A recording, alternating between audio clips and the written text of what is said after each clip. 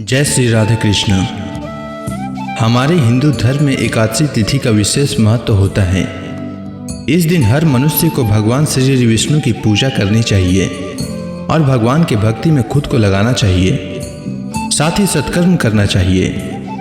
एकादशी के दिन एकादशी व्रत की कथा अवश्य सुननी चाहिए। इससे जन्म जन्मांतर के पाप कर्म नष्ट होते हैं और पुण्य की प्राप्ति होती है।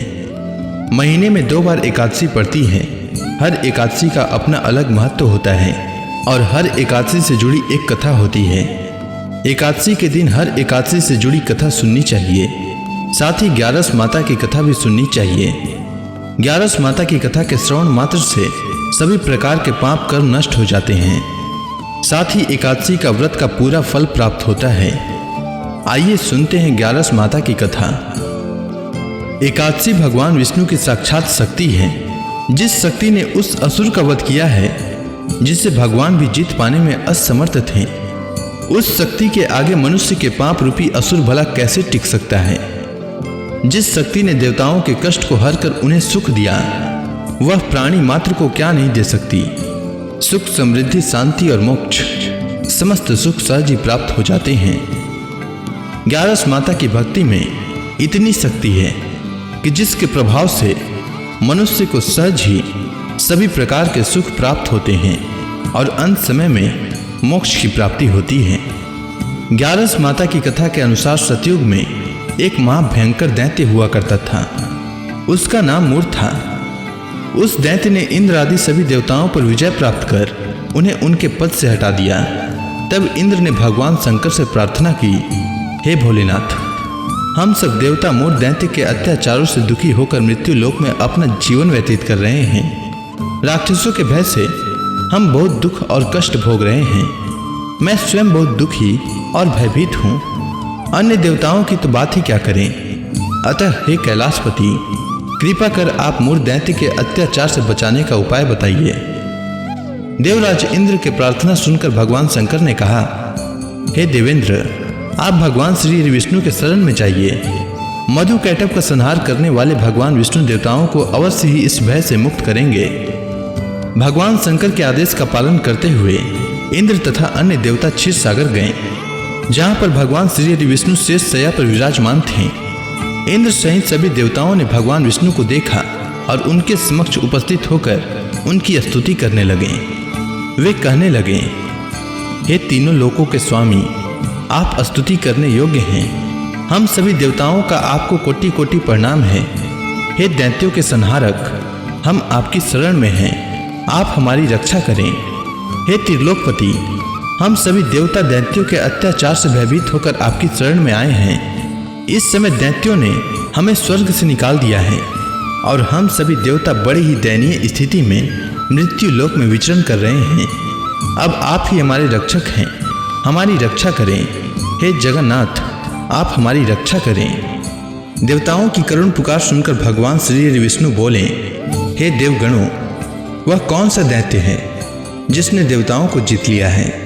आप सभी देवगण किसके भय से पृथ्वी लोक में भटक रहे हैं। क्या वह दैत्य इतना बलवान है जिसने इंद्र सहित सभी देवताओं को जीत लिया है। तुम निर्भय होकर मुझे सब हाल बताओ। भगवान विष्णु के इस स्नेहमयी वचनों को सुनकर देवेंद्र ने कहा, हे प्रभु, प्राचीन काल में ब्रह्म वंश में उत्पन्न हुआ नाड़ी जंगम नाम का एक असुर था, जिसका मूर नामक एक पुत्र है, जो चंद्रवती नामक नगरी में निवास करता है, जिसने अपने बल से मृत्यु लोक और देवलोक को जीत लिया है और सब देवताओं को देवलोक से निकालकर अपने दैत्य कुल के असुरों को इंद्र, अग्नि, यम, वरुण और चंद्रमा आदि सभी को लोकपाल बना दिया है। वह स्वयं सूर्य बनकर पृथ्वी को तापता है और स्वयं मेघ बनकर जल की वर्षा करता है।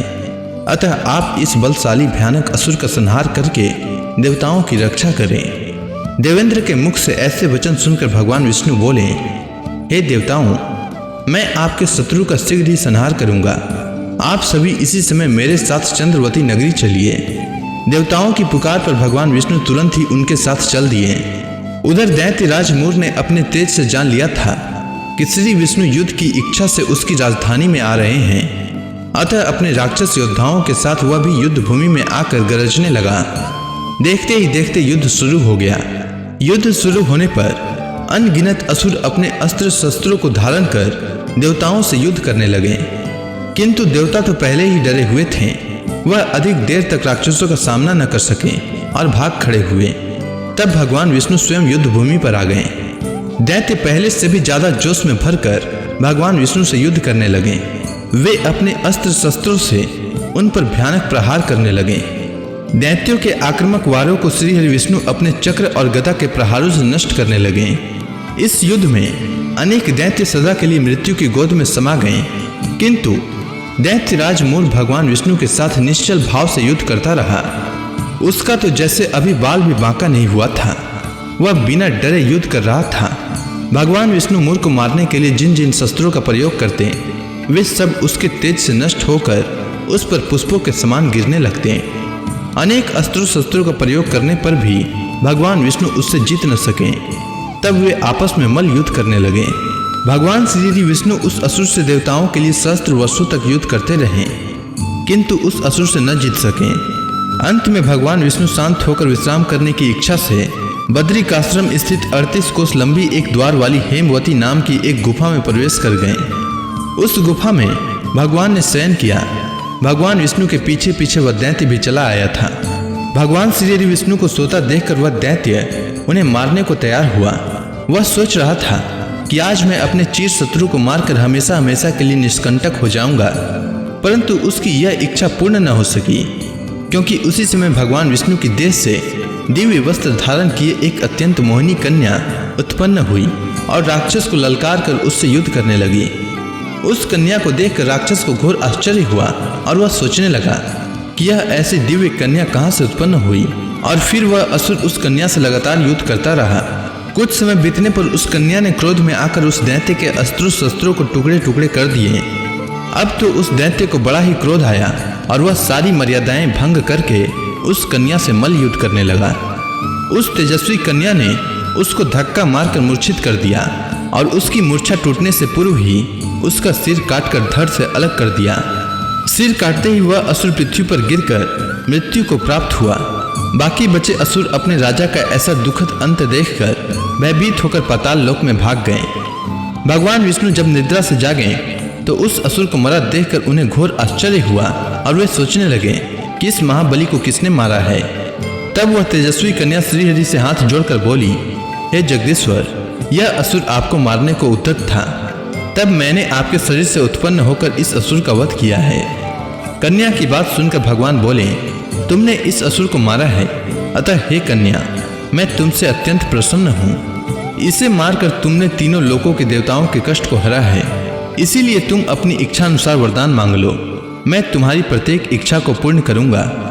भगवान की बात सुनकर कन्या बोली, हे प्रभु, मुझे यह वरदान दीजिए कि जो मनुष्य या देव मेरा व्रत करे उसके सभी पाप नष्ट हो जाएं और अंत में उसे स्वर्ग लोक की प्राप्ति हो।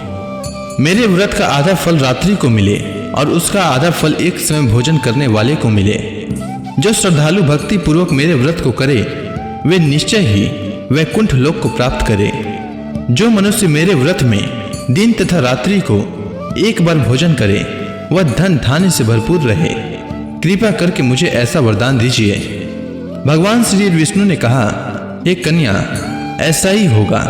मेरे और तुम्हारे भक्त एक ही होंगे और अंत में संसार में प्रसिद्धि को प्राप्त होकर मेरे लोक को प्राप्त करेंगे। हे कल्याणी, तुम एकादशी को पैदा हुई हो, इसीलिए तुम्हारा नाम भी एकादशी हुआ, और क्योंकि तुम मेरे अंश से उत्पन्न हुई हो इसीलिए संसार में तुम उत्पन्ना एकादशी के नाम से जानी जाओगी। तथा जो मनुष्य इस दिन व्रत करेंगे उनके समस्त पाप समूल नष्ट हो जाएंगे। तुम मेरे लिए अब तीज, अष्टमी, नवमी और 14 से भी अधिक प्रिय हो। तुम्हारे व्रत का फल सब तीर्थों के फल से भी महान होगा। यह मेरा अकाट्य कथन है। इतना कहकर भगवान श्री विष्णु उसी स्थान पर अंतर ध्यान हो गए। इसी के साथ एकादशी माता की कथा पूर्ण होती है। उम्मीद है आपको एकादशी माता की कथा अच्छी लगी होगी। अगर आपको यह कथा अच्छी लगी हो तो कमेंट सेक्शन में 11 माता की जय लिखना न भूलें। धन्यवाद।